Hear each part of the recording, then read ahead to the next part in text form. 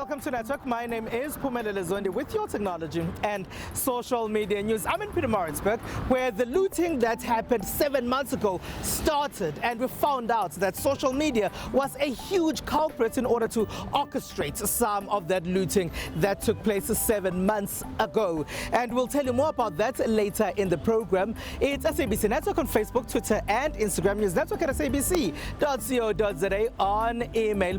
Also, Nkosana Makate has gone to court and he's won. They have said that Vodacom needs to pay him more than 47 million rand that they have been offering for that Please Call Me service. Our Twitter poll is asking you about that, so go there and vote. Here's what's coming up in this program. We have more on that report about the looting that took place in Durban, Pietermaritzburg and Johannesburg 7 months ago, and what it says the role of social media was. We have details on some of the top smartphones in the South African market. And we also have a bit of information about how startups, which are still in the beginning stages, can find funding.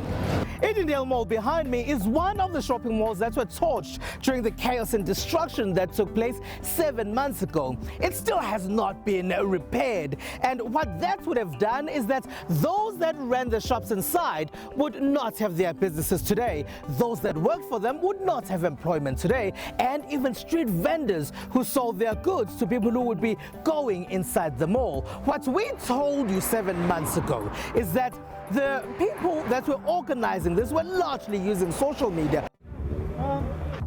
Amid the looting and torching of shopping malls and other infrastructure, some members of this community in Pietermaritzburg have armed themselves to look after this mall and check who gets in and out of their area. There's been a tremendous camaraderie. There's been a tremendous sense of unity. Whilst they are concerned, they're determined not to give in to anxiety or the fear-mongering. There are other communities that have done the same here. They say WhatsApp groups have played a critical role in keeping community members informed during this desperate time. Social media groups help, but they also help to bring chaos and a lot of false information. But what we have two groups. One group is the general community, and then we have another WhatsApp group that are for those that are the first responders from the community. Look, social media is critical. However, fortunately in our community, there's a wonderful link. We've got the Pastors Fraternal, we've got the Neighborhood Watch, we've got ward committee members. Everybody has come together in synergy and harmony to really make this a manageable experience for the community. Social media platforms like WhatsApp have been known to assist in organizing community action all over the world. But some have also been criticized for their use of social media during South Africa's biggest crisis since the end of apartheid. We can safely claim that Duduzile Zuma actually is infringed on some of the rules of Twitter, especially the one that tells us that you cannot glorify violence. Forensic for Justice says Duduzile Zuma Sambudla incited violence in the way she used her Twitter account. One of the posts on the account says Flames of Freedom and a video of burning infrastructure attached. Some say retweeting is just as problematic as the originator of the post. Retweeting together with a comment is a definite way of endorsing it, sort of subscribing to the views that are being expressed by the person that you are tweeting. Also in the same week, Twitter temporarily suspended the account of Economic Freedom Fighters leader Julius Malema. We know that in the past, the platform has deleted some accounts, including that of former American President Donald Trump. A report that looks into those riots that took place in July 2021 in Pietermaritzburg, Durban and Johannesburg mostly has found that social media was used in order to orchestrate some of those riots. Now, to help us unpack this a little bit more and how those people can possibly be brought to book is Melusi Ulu, who is the head of Donda Attorneys. Thank you very much for joining me, Melusi. Maybe if you can start by explaining how the report says social media was used exactly. social media was used to incite violence. However, I think it's a very technical thing to investigate because even now they don't have faces or a group of people that are saying they incited violence. So it just says the social media was used and they are saying that the state or the police own up to the fact that they could have done better. But I think they should have solutions on the ground and saying and telling us what happened, so we don't know exactly who is to blame, but everyone is saying social media, but who is the face of that cause of unrest? That we don't have. Melusi, the Cyber Crimes Act was not in effect in July 2021. Maybe if you can explain what sort of laws and acts can be used to deal with what had happened then before the Cyber Crimes Act had come into effect? The act that was relevant before the Cyber Crime Act is the Riots Assemblies Act of 1959. So that act has a section 17 that says if anyone incites violence, that will be for a crime for public violence. I think currently one of the people that are charged for such crimes, this is the act that the state or the NPA is using. Now the Cyber Crimes Act has come into effect. What does it say? Who does it prosecute? If you look at section 14 of the Cyber Crime Act, it says any person who uses a data message in terms of electronic media to incite people, a group of people or any person to damage property that belongs to another, or to incite violence, that person will be committing an offense in terms of the act. And it then says there will be a punishment for that. If you go to section 19, subsection 7, it says any person who violates that section that I just mentioned, amongst others, that person will be punished and they will have to pay a fine or it's an imprisonment not exceeding 3 years, or to be both. So there is an act that is clear about the Cybercrime Act, because remember, the law develops over time. So now there's an act to deal precisely with the Cybercrime Act or the social media crimes that happen. You've mentioned that a part of the problem is that with some of the voice notes that we're doing the rounds on WhatsApp and other social media platforms have no faces that one can put to the voices. So who should be investigating all of this and who the voices belong to, including the messages that were typed as well? I suppose it will be one of the advanced departments in the police or the Hawks, but like I said, this one is technical. It needs people who will be able to deal with the difficulty of getting the face of the people who have done what they have said they've done. So I think it's a matter of getting the right resources and the right support, and then they'll be able to investigate. So let's say today I'm sitting in my living room. I'm planning to use social media to incite some form of violence. Maybe just for fun, really, and I don't mean any harm. What could happen to me? What should I know? My advice would be, as I've said, the law develops over time. So before, there was no need for Cybercrime Act. I mean, people did not own phones, they did not have access to internet. So you have to treat whatever you do on the social media the same way as you treat it when you meet people on the street. Be mindful of what you say. Don't be overexcited and go and type. Think about what you're going to say, because you might incite people to do something, and that alone can be a crime. So be careful on how you use social media so that you can be protected as well. All right, Melusi Kulu, thank you very much for being a part of our network. Melusi Kulu there is with Donda Attorneys, and he heads up that firm. And with that, let's take a short break.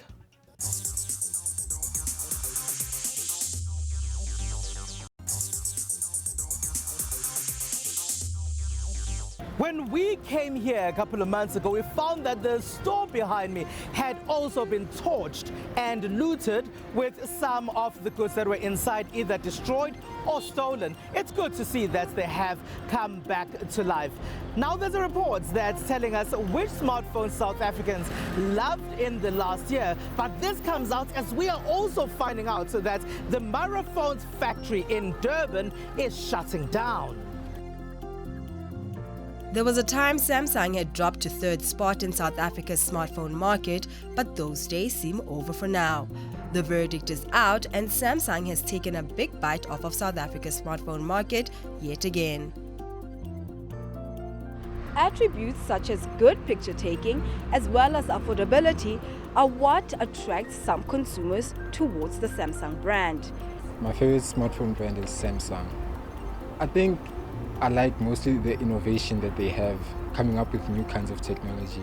And I think because it's generally the price range of a Samsung is I don't know if I can say affordable, but affordable really for many, and especially students. It seems to be a widely used brand. You know, the features are just perfect, and there are new updates every day, and you're just comfortable with the phone.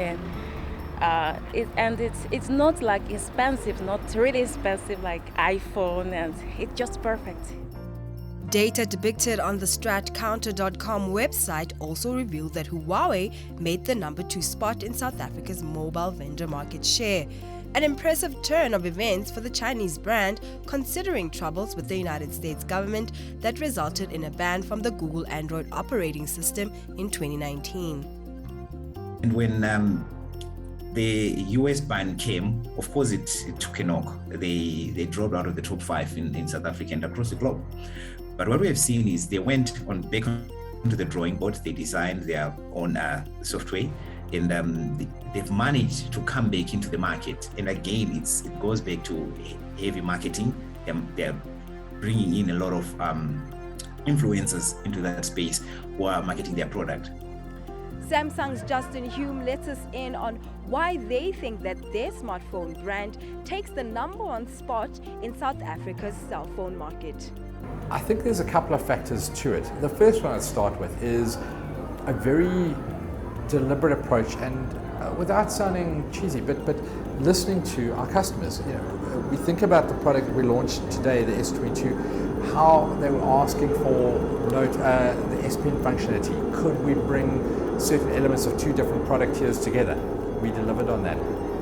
We've thought about the issues relating to going out at night and having terrible camera experiences, and we address that in that regard. So I think we spend a lot of time thinking about what our customer needs. Whilst international brands like Samsung celebrate their successes in the country, the shutdown of local assembling plant Mara Phones made headlines earlier this week. Mara Phone launched its factory at the Dube Trade Port in Durban back in 2019. We at Network covered the launch as it was a step towards putting South Africa on the map to be a tech industry leader, especially in Africa. The project was funded by South Africa's Industrial Development Corporation. It is reported that the IDC withdrew from the smartphone maker, citing that the company did not meet production targets.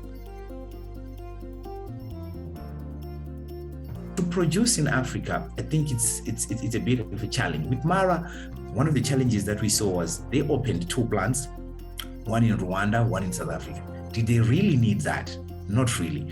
We look at the strategy that Mobicel is trying to implement.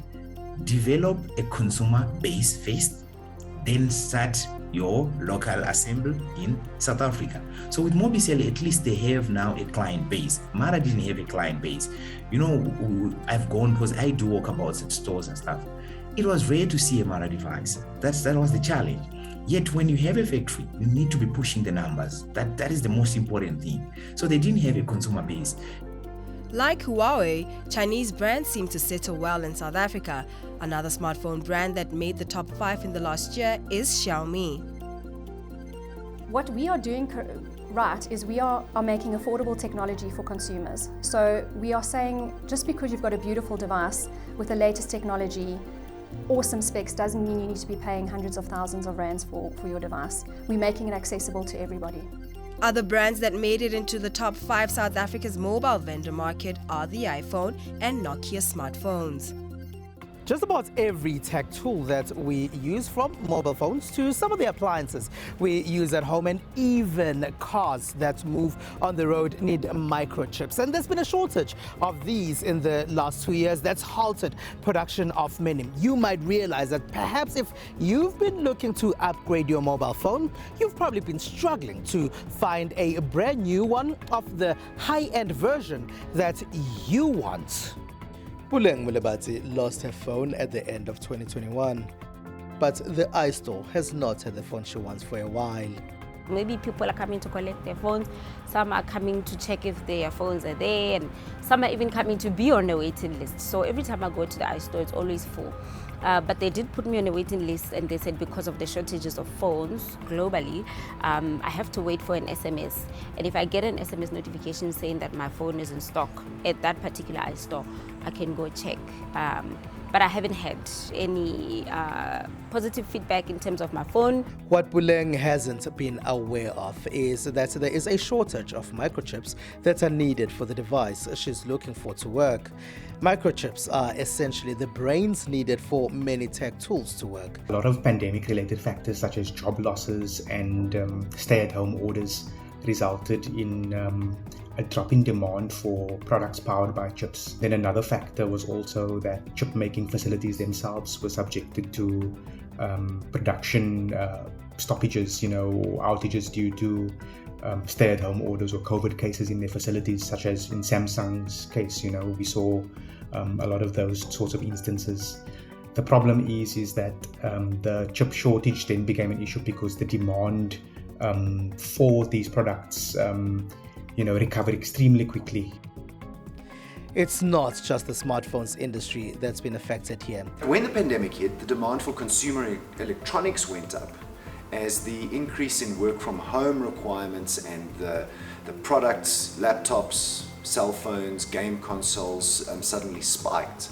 Various car manufacturing brands all over the world have also suffered. Modern cars have over 3,000 microchips, controlling things like headlights, engine management, emergency braking, and many other functions and features of the car. So 3,000 microchips is what the car might have in it. You're looking at anything from about 2.5 to 3.5 million cars, losses in sales basically. Added to that is basically a loss of jobs. Now, if you were working in the new car industry, you're not selling vehicles because you couldn't get semiconductors or these chips. Unfortunately, most of the companies could not retain the staff, and they had to obviously shed their staff, which led to job losses. Car manufacturers stand to lose about R1 trillion worth of sales because of this silicon chip problem. But it's believed that things are improving now. So while OEMs predict that pressure will be eased by the end of 2022, in the short term, your used car might be worth more than you think. If we are past the COVID hurdle, that's the first and foremost things where ships can travel around the world, microchips can be processed and manufactured in countries and sent around the world to, for example, anybody in South Africa, whether you're playing a PlayStation, whether you're operating a laptop, then we are okay. But it all depends on global components, and the biggest component at this point in time has to be the COVID. Now, a lot of smartphone brands are diversifying their microchip providers. Car manufacturers are doing the same. There are reports that the European Union wants to incentivize those that can make some in the region. This would then give them more places to find their microchips. As people try to do good and be good in order for us to never return to what we saw 7 months ago and that looting and chaos that revealed some of the worst in our society, people are also trying to start companies or businesses that can help employ other people. But those startups sometimes struggle to find funding, especially when they are in early stages. But there are programs that can help with this, especially when it comes to the processes of pitching for more funding. Startup founders dream of becoming the next Airbnb or Uber, but the harsh reality is that most startup companies don't end with a success story. Unlike these success stories, there are plenty of challenges that must be faced before an idea can become a successful business. In our space, you find a problem, and then you want to address the problem by designing a solution which becomes an invention or an innovation. Then the first challenge begins. It's an idea. How do you get it to be tangible? So the persuasion of one person to another, trying to convert your vision to a site, it becomes tricky. Scaling and clients, I think, are the two hardest things, right? because obviously any business, the core of it is to generate revenue, get cash, getting clients in on board. But once you get a lot of clients, what I've discovered, once people have a lot of momentum, they struggle with meeting the demand in a sense. They struggle with keeping that momentum and meeting those clients' needs, because on one end, you're working on business development, getting more sales in, but on the other end, now you need to get talent in. You need to manage people. This is a whole new different set of skills as to starting the business as a one-person founder or a freelancer. Now you have to expand. So I think that's one of the biggest challenges. So I think the two main challenges that I faced, the first one had to be establishing a team of people who can work with me to see the vision into succession, right? The second one was licensing. I think the licensing route is a bit tricky. I don't know if this is just in our country, but what happens is you need a license to get funding, but at the same time, you need funding to get a license. Luckily, there are many different resources and programs that can help make these challenges a little more manageable. Startup Investment Readiness is a 12-month accelerator program designed to help small tech businesses raise funds by providing them with tools and training. So it's a 12-month program that takes entrepreneurs from idea generation up to them being investment ready. It's a program that was designed for incubators and accelerators and for investment. Our program is also a platform. It's a market, we call it a marketplace that connects entrepreneurs to investors. Besides the investment, accelerators typically offer their startups office space, feedback on the product, and access to investors in the form of a demo day. Temelogong partnered with the United Nations Development Program to provide technical support to startup companies along with specialized training and mentorship. So this program has taken them through a process of including or incorporating user and payer insights and experiences into how the product development process happens. They've learned certain techniques and tools with regards to how to develop products for innovation. They've also learned how to develop and build business models that will support not only sustainability, but also scaling in the long term. Now, critical for digital entrepreneurs is the consideration of ownership rights. So typically you'd find that as a product is being developed, a digital product that is, many players take part. So from conceptualization to the actual development of the product, to the marketing, etc. While a handful of accelerators have been very successful in helping startups attain success, those in the industry say being admitted to a startup investor program is not a guarantee for success. It's SABC Network on Facebook, Twitter, and Instagram. News Network at sabc.co.za on email. Stay with us.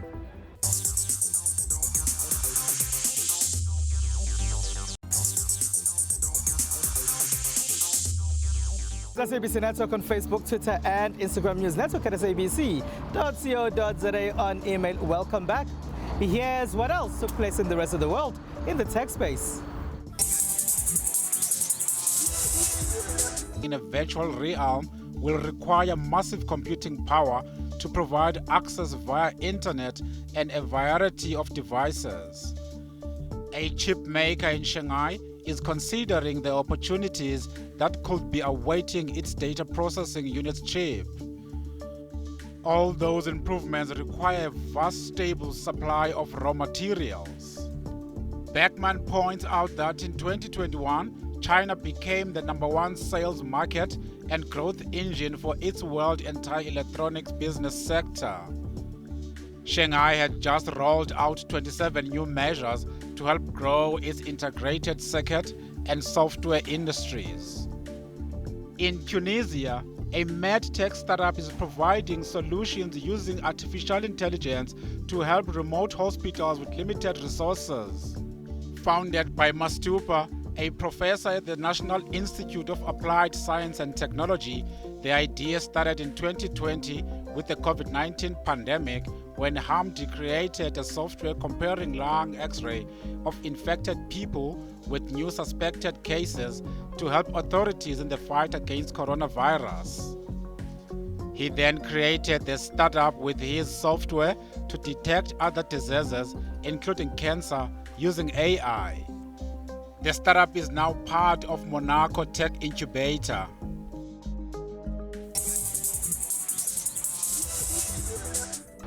The High Court has said that Vodacom needs to pay Kosana Makate more than the 47 million rand that they've been offering the Please Call Me founder.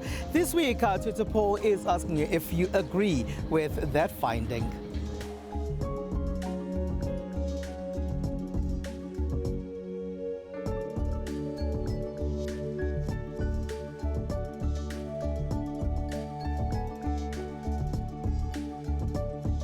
Alright, and that's it. That's all we have for you from me, Spumelele Zondi, and the rest of the team here in Pietermaritzburg.